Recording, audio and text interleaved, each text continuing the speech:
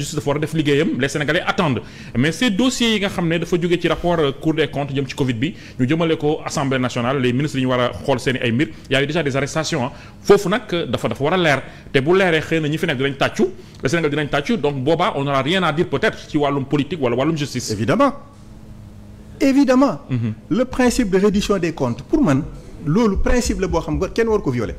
ñëpp dañ cee d'accord entrant comme sortant comme qui aspire à entrer. ñëpp dañuy d'accord ci loolu. situation de référence dañ ko war a def mais n'oublions pas que rapport Covid bi. c'est à peu près une douzaine de recommandations et dans les 12 et quelques recommandations il y a à peu près 7 ou 8 ministères. qui sont concernés. Et il y a un seul ministre a priori qui était cité. Mais insidieusement, enquête chemin faisant, les ministres sont interpellés. Quoi de plus normal? Parce que la responsabilité financière dans un ministère, c'est d'abord le ministre. Moom nag daf koy délégué. Mais c'est lui le responsable financier d'abord.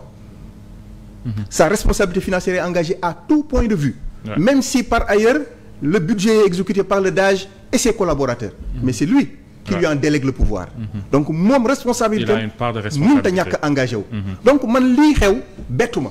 Un DAGE ne pas être inquiété et son ministre nekk ci jàmm. Ça c'est pas possible. Ce qui veut dire quoi exactement?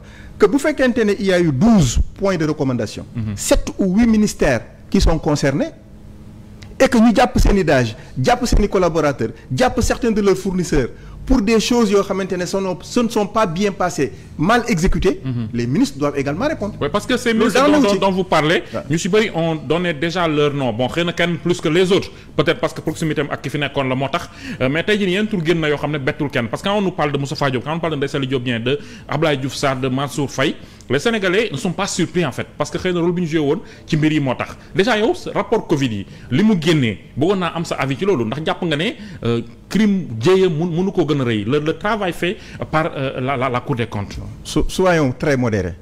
Ah. Je me souviens des propos de feu Moustapha Ba yal na ko yàlla yërëm. Amiin.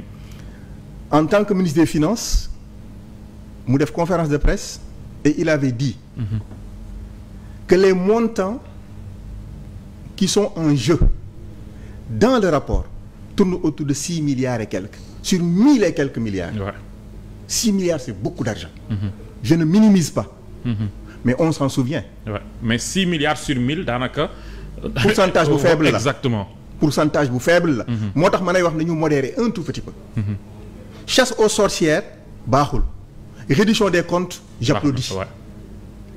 Maintenant bu fekkente ne ñoom seen responsabilité dafa engagé wu. sur des pratiques de malversation financière ou des détournements. que la loi fasse son travail loolu kenn amul. parce que ñaar ñoo mën a nekk en fait. détournement mën na am comme aussi erreur mën na am ci liggéey. est-ce que aussi on doit tout sanctionner parce que boo nee 6 milliards sur 1000 milliards mën nañu jàpp ne vraiment loolu moom du lu am solo trop même si c'est important mais li ma bëgg a wax mooy est-ce que reddition des comptes bi chasse aux sorcières mënu ko envelopper ba lu ci bokkul bokk. évidemment mais les communicateurs traditionnels.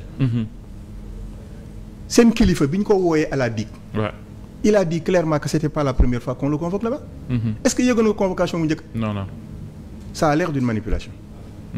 Y a des noms yu sànni ci mbedd mi. Y a on les jette en pâture, exactement. ce qui n'est pas bon. Ça veut On a dire vu quoi? ça. Voilà, ça veut dire que on est en train de maquiller quelque part une future forme de communication.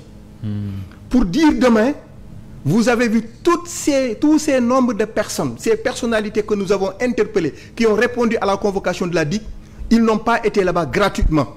Même bu fekkente ne à terme, on arrive à mobiliser que sur l'argent soi-disant à recouvrer que 1 million de francs CFA. Il y a eu beaucoup de communication si caution yi gars yi joxe. Évidemment. Comme pour dire que ne ils sont coupables sans même le jugement mën a am. Alors que cautionnement. Mamadou yow ci sa bopp mën ngaa cotiser le Sori Kaba. On l'interpelle. yow bu la neexee nga ne non Sori nag franchement c'est mon ami xaaral mu yónnee ko 500 000. keneen yónneel ko 1 million mu dajale loolu dem joxe caution. parce que dans l'entendement de certains ñu accuser la nga joxe la montant bi ñu la accuser rek là dafay jaaxal nit ñi. ñu ne tu es coupable. comment vous avez pu avoir autant d'argent avec vous. Voilà alors que ni mën na jóge ci sa famille mën na jóge ci kër ba nga dëkk. nga dem yóbbu ko banque.